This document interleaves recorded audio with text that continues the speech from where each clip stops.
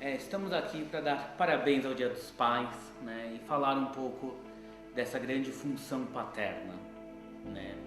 Eu começo dizendo que eu escolhi falar de função paterna. Isso quer dizer que pode ser o pai em termos masculino ou até a mãe, às vezes, que faz esse papel. Tá? Por isso que eu vou sempre falar em função paterna.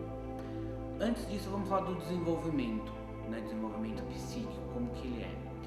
A criança ao nascer, a gente vai ter primeiramente a mãe, que vai ser responsável por dar a proteção, sustentação para a criança, né? Esse é o grande papel que ela vai fazer.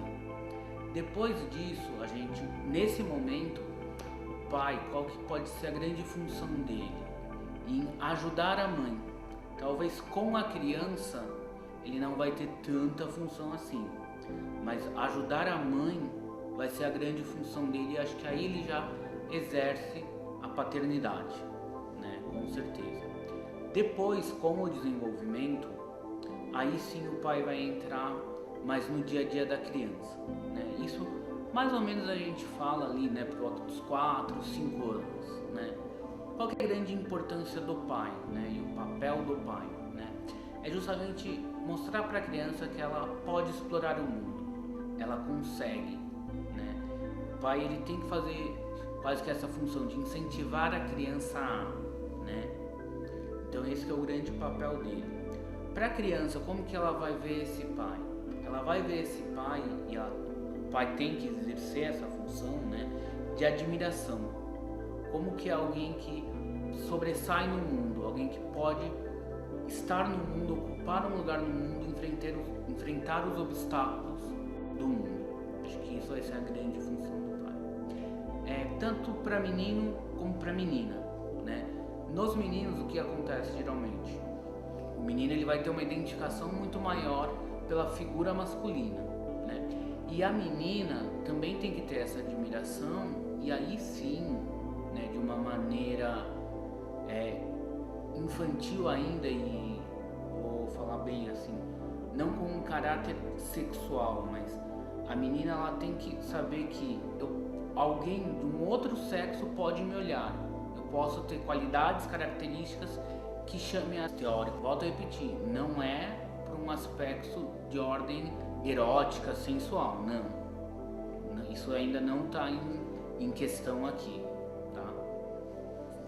Uma outra coisa bem importante, e aí falando um pouquinho do papel da masculinidade, né, que o pai pode vir a exercer, né?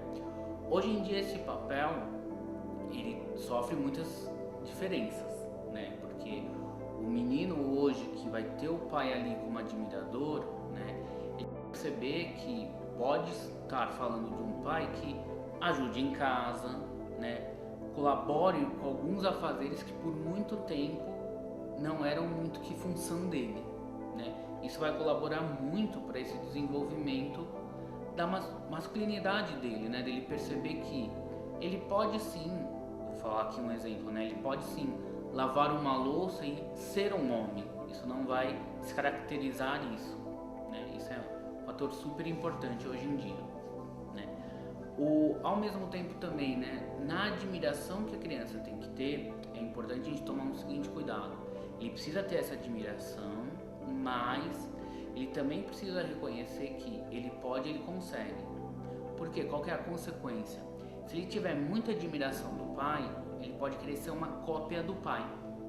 E daí com isso ele pode ter sim algumas dificuldades, né? Ele vai ser muito bom em termos de execução, de fazer as coisas.